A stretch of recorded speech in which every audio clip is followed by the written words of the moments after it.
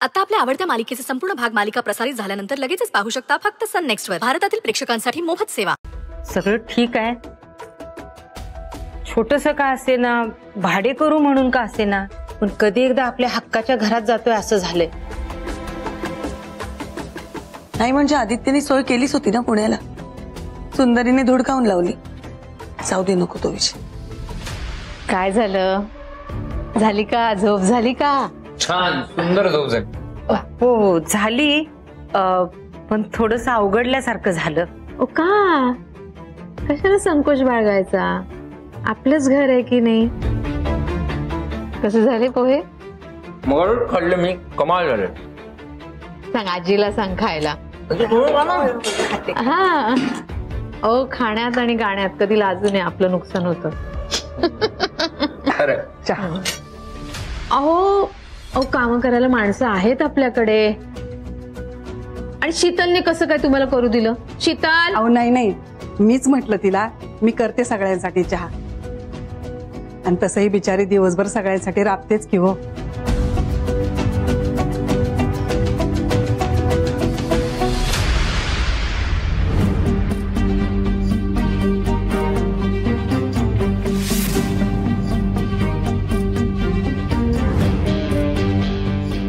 काय झालं, काही प्रॉब्लेम आहे का?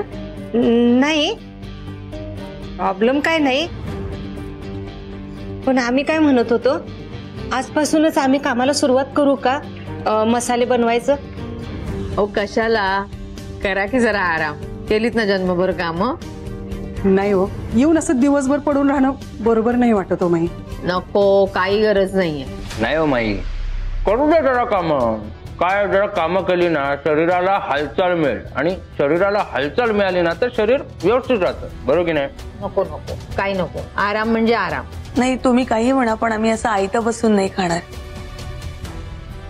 ठीक आहे, बघू आपण, आधी नाश्ता तर करा। हा बसा बसा, घ्या तुम्ही पण बसा। पुरे पुरे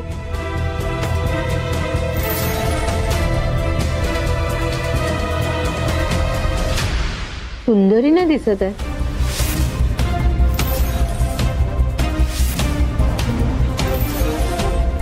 अगं बाई, मला पण दिसलीच नाही होती। फोनवर बोलत जाताना दिसते मला, त्यानंतर नाही बघितलं।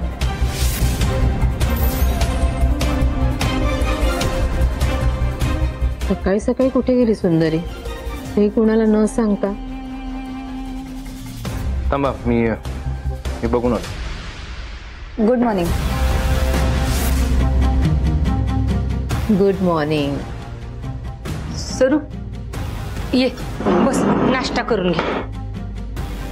नाही नाही, मला निघायचं, ऑफिसला जायचं, जरा महत्वाचं काम।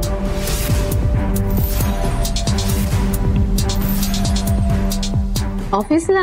अगं बाई, म्हणजे तुला परत कलेक्टर म्हणून बोलवलं की काय?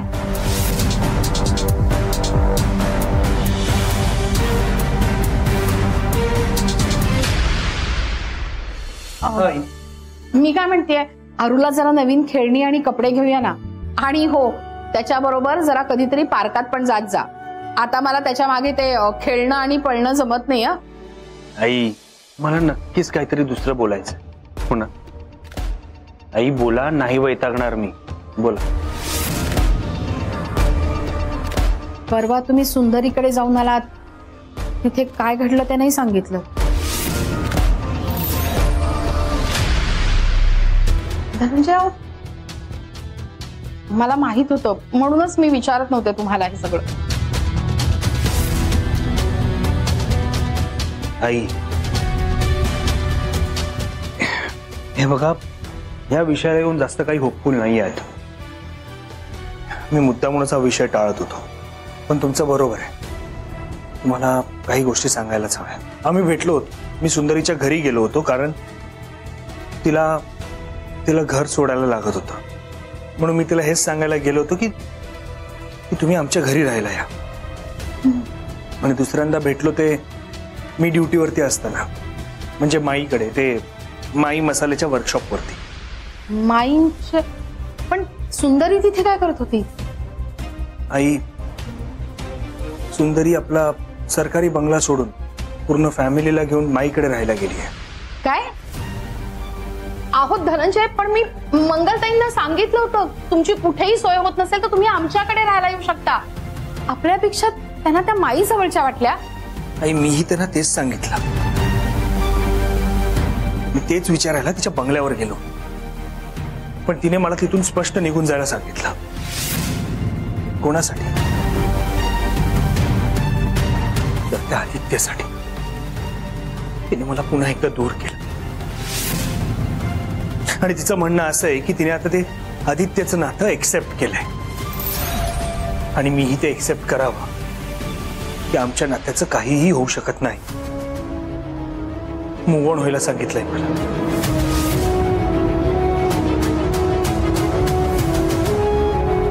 एवढं सोपं असतं का हो मूव्ह ऑन होणं? मला माहितीये सुंदरीचं माझ्यावर जीवापाड प्रेम आहे. तिने माझ्यासाठी, माझा जीव वाचवण्यासाठी तिने खूप मोठा सॅक्रिफाईस केलाय आणि मला माहितीये हे सगळं फक्त सावीसाठी करते. कारण आदित्य सावीचा खरा बाप आहे आणि सुंदरी त्याची खरी आई नाहीये. तो आदित्य सावीला ढाल बनवून सुंदरीला ब्लॅकमेल करतोय आणि तेही तिला कळतंय. हा याहो सिच्युएशन इतकी कॉम्प्लिकेटेड आहे की मी अगदी हेल्पलेस फील करतोय. तुम्ही प्लीज धनंजयना समजवा. त्यांना हे सांगा की इथून पुढे आमचे मार्ग वेगळे. धनंजय अहो सावरा स्वतःला. हे बघा जी काही परिस्थिती आता आहे त्याच्यामध्ये तुम्हाला दोघांना एकत्र येणं खरंच अशक्य आहे. I think you really should move on. आणि तुम्ही मूव्ह ऑन झालात तर सुंदरीला सुद्धा ते सोपं होईल. हे तुम्हाला खरंच वाटतंय की मी जर मूव्ह ऑन झालो तर सुंदरी मूव्ह ऑन होईल? हा सुंदरीचं बघा, आपण हा विषय जरा इथेच थांबवूया. नको बस.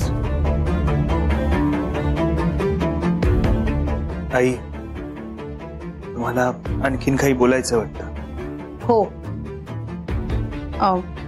म्हणजे धनंजय मला असं वाटतंय ती जी मुलगी आहे ना सायली, तिला काही दिवस आपण आपल्या घरात पीजी म्हणून ठेवूया का? नाही बघा धनंजय, मी माझ्यासाठी आणि आरोहसाठीच म्हणते. अहो तुम्ही 2-2 दिवस कामानिमित्त घराबाहेर जाता, कुठे जाता तुमचा काही पत्ता नसतो. मी आणि आरोह अगदी एकटे असतो इथे. मी माझ्या खोलीत आणि तो त्याच्या. आणि आरोहचं वाढतं वय आहे तेव्हा त्याच्याकडे लक्ष द्यायला कोणीतरी हवं आपल्याकडे. म्हणून एक मिनिट, तुम्ही मला सरळ सरळ सांगा तुम्हाला काय म्हणायचंय? म्हणूनच मला असं सुचवायचंय की म्हणजे बघा तुम्ही जेव्हा कामानिमित्त घराबाहेर असता, तुम्ही बघितलं ना परवा काय प्रकार झाला तो. पुन्हा जर असा काही प्रकार झाला, आमच्यावर कोणी हल्ला केला, घरात काही झालं तर आम्ही कुणाला मदत मागायची सांगा मला. आणि तसंही तिला पण सोबतीची गरज आहे. अहो ती पण आता हॉटेलमध्ये राहते, तिच्याकडे पण घर नाहीये. हे बघा मला वाटतं त्याची काही एक गरज नाही. तिला जर कुठे दुसरीकडे चांगली नोकरी लागली, चांगलं घर मिळालं तर जाईल ती इथून. पण तोपर्यंत आई नको. आई अहो ती अनोळखी आहे, ती कुठून आली आहे, काय आली आपल्याला काहीच माहित नाहीये. हे बघा आई, ती आपल्याला आयुष्यभर पुरणार नाहीये. आतापर्यंत आपण सगळ्या गोष्टी मॅनेज करत आलोय ना, ह्या पुढेही करूया. सगळं ठीक, प्लीज डोंट वरी.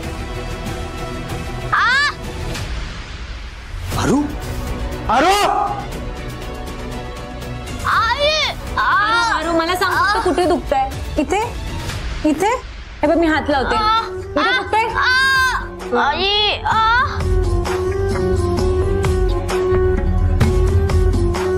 आपण एक काम करूया, आपण ना त्याच्यावर बर्फ लावूया. आपण बर्फ लावूया. अरे बरं वाटेल राजा. एकदा बघ ना, एकदा ट्राय तर कर प्लीज. बघ तरी कसं वाटतंय. Bye bye bye. आला बर्फ बर्फ बर्फ बर्फ.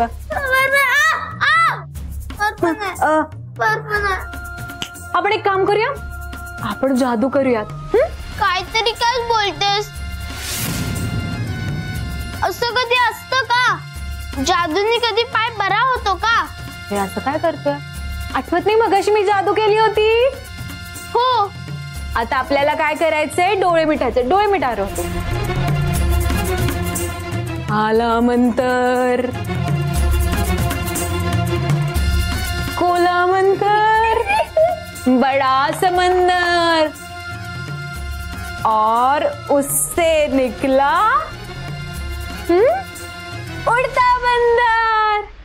जंतर मंतर, जंतर मंतर, आलो मंतर. छो, तर डोळे उघड. झालीये जादू. आता मला चालून दाखवायचं. हा, स्लोली, हळू. Very good.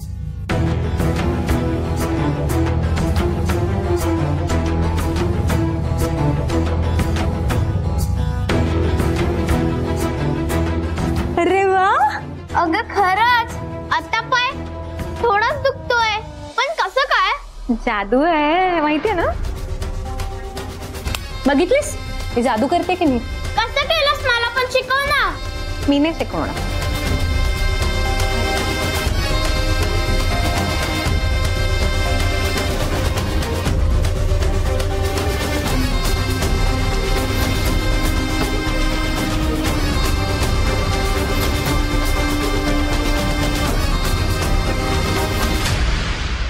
सरू, अगं खरंच तुला बोलवलं काय? किती छान. पण सुंदरी, तर नक्षलींनी घेतला तुझा राजीनामा. फार डेंजर माणसं आहेत ती. बघ जरा, म्हणजे जीवाला जग ग बाई. मला असं वाटतं नोकऱ्या काय 50 मिळतील नाही का?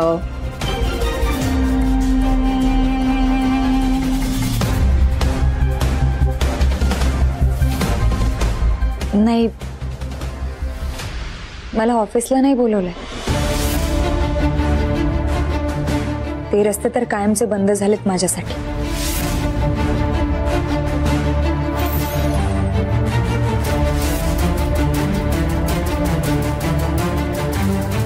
मग ऑफिसला जायचं म्हणालीस ना आता? ते डॉक्युमेंट सबमिट करायचे होते.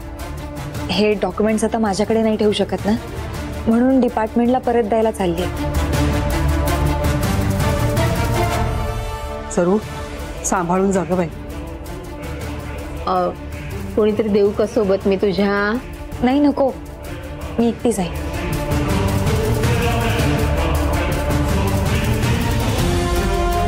येते. ओके. ताई, चहा गार होतो ना? हो, तुम्ही पण घ्या ना. तुम्ही तर घेतलंच नाही.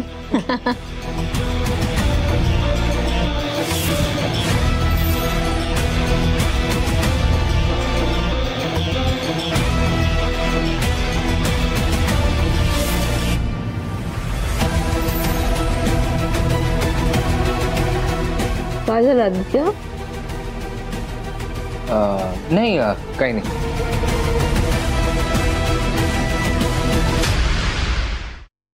Good morning. अगो बाई. Good morning.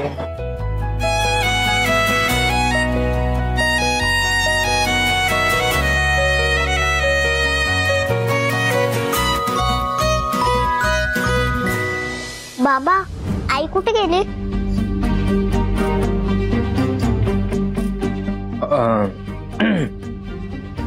आईला थोडं काम होतं म्हणून जरा बाहेर गेली. आई नसतेच माझ्याजवळ. अगं असं कसं? रात्री तिच्या जवळ झोपली होतीस ना? नाही.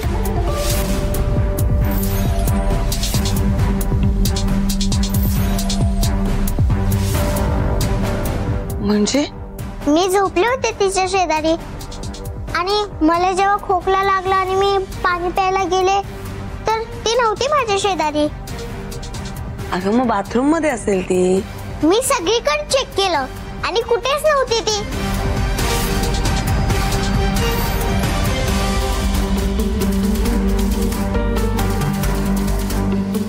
बाळा ते किती वाजता झालं साधारण? हे 2 किंवा 3 वाजता.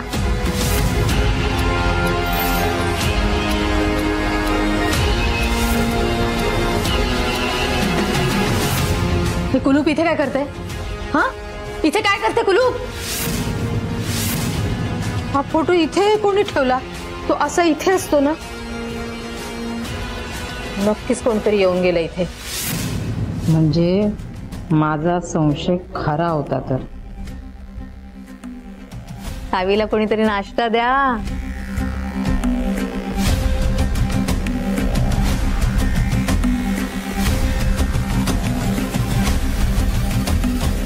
मी जरा आले, माझी एक कन्साइनमेंट राहिली आहे, ती पूर्ण करून येते. तुमचं चालू देत. हा, आलेच मी.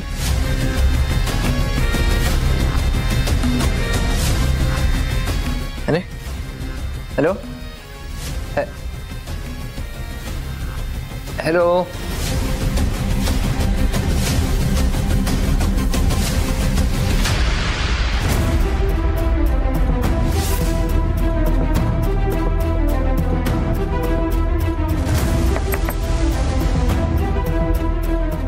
कोड 27-28.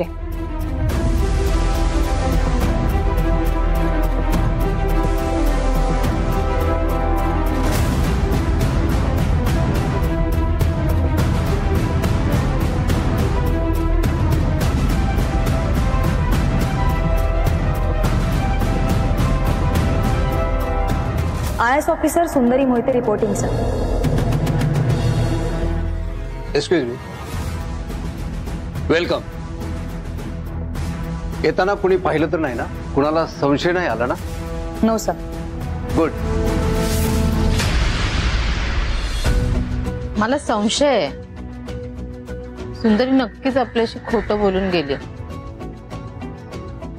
काय माहित, असं काय वाटतंय तुम्हाला? काल मी आणि शीतल आमच्या ऑफिसमध्ये गेलो होतो मध्यरात्री. तिथली अवस्था बघून मला असं वाटलं की कोणीतरी घुसण्याचा प्रयत्न केलाय. आणि माझी खात्री आहे की सुंदरीच असावी. पण माई, त्या ऑफिसमध्ये असं काही आहे का की जे सापडलं तर तुम्ही प्रॉब्लेम मध्ये येऊ शकता?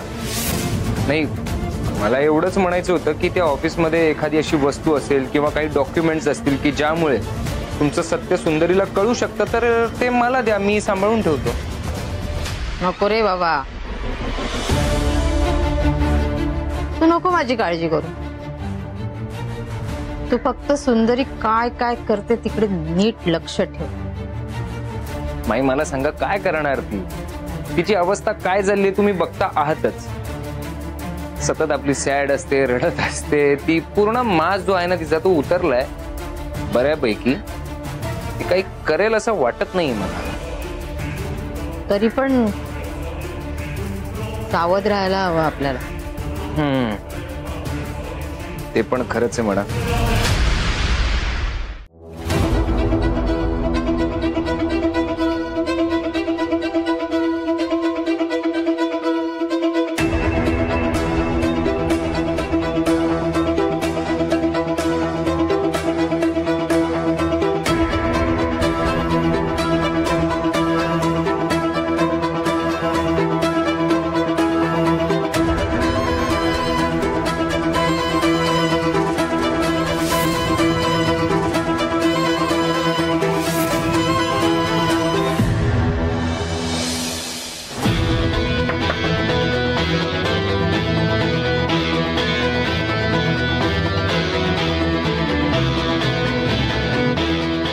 कोड 27-28.